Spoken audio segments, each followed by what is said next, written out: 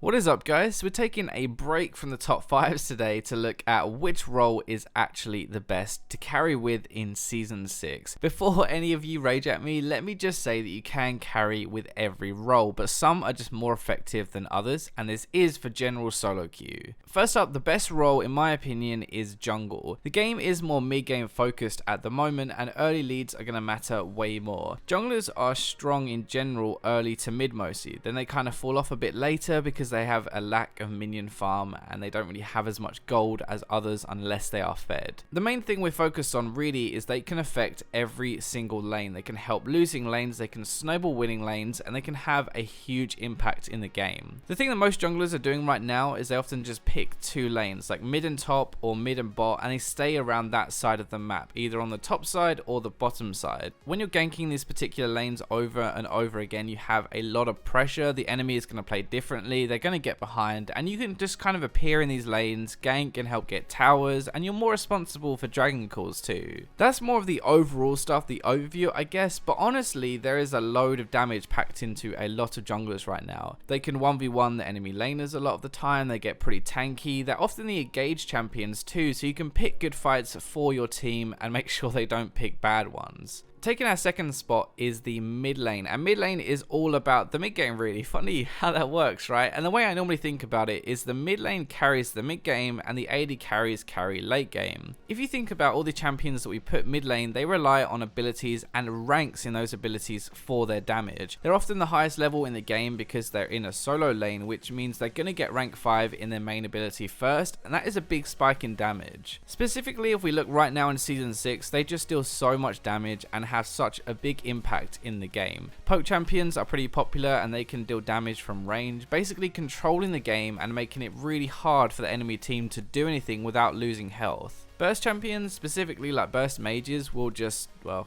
burst people basically and kill them over and over again. Assassins are just going to roam around the map and kill people, ideally constantly creating a 5v4 game, which is really easy to then take objectives and snowball with. This is another thing too, okay? Like junglers, mid lane has easy access to both top lane and bot lane and can easily roam if they need to. They can turn around ganks, or they can just carry on snowballing the game and pick up a few kills. The game right now is very centered around damage than anything else. Like if you think about it, we're having damaged top laners, damaged junglers, damaged supports even, and damaged mid laners obviously. This might eventually change with the meta, actually it probably will change, but for now, nobody does more damage mid game than the mid laner.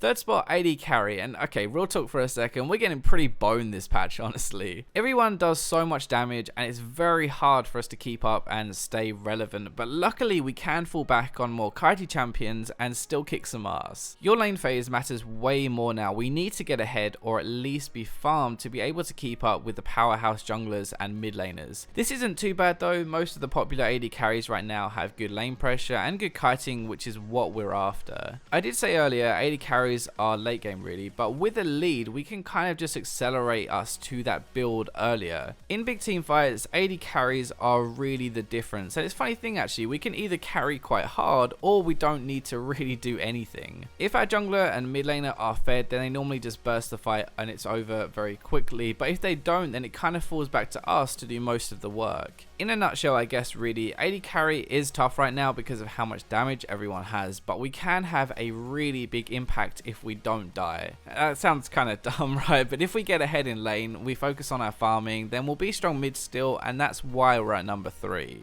Fourth, top lane, and this could actually be higher, and at higher elo it definitely is, but just for general solo queue we're going to stick it here. Top lane is an island, it's very isolated, it's hard to roam, and you're basically focused on beating your opponent while not dying to their jungler. Thing is, if you hammer your opponent you become a monster, you're really hard to stop, you're pushing constantly, and it's one of the best lanes actually where the jungler can't gank anymore. Like that's when you have a huge impact. The thing is, other lanes don't need to get stupidly fed to have huge impacts though, and if you do just okay in top lane, then you tend to not really do as much as other lanes. The other problem is you tend to be a bit more team reliant. Like with an AD carry in a mid lane especially, you can do damage from range, but with top lane you are mostly just all in. Like what I mean is you have to have kind of a full on fight to do anything, and if your team is behind then that doesn't really work for you. So last up, support, and let me just say, okay, I like playing support. I carry with support, and you can definitely have a big impact in the game. The reason it's last is because you're an enabler. You enable your team to do things, you set up kills for them, you make plays, you let them do their job easier. The problem is, if your team are just full of muppets, then they won't be able to do anything with what you create. The good thing though, in Season 6 you can carry harder than before. Lane phase matters way more now, and supports are often the ones that make the difference and win the lane for the AD carry. Once you have that lead, you can then roam, you can set up team fights, and hopefully you keep the game snowballing. Like, yeah, some games you might get bad teams and there isn't much you can do, but when you do get a half decent team, then you can definitely make the most of it more. The bad thing really is that you can't affect the rest of the map until later into the game. Unlike the other roles here, if your lanes get behind, there isn't really anything you can do.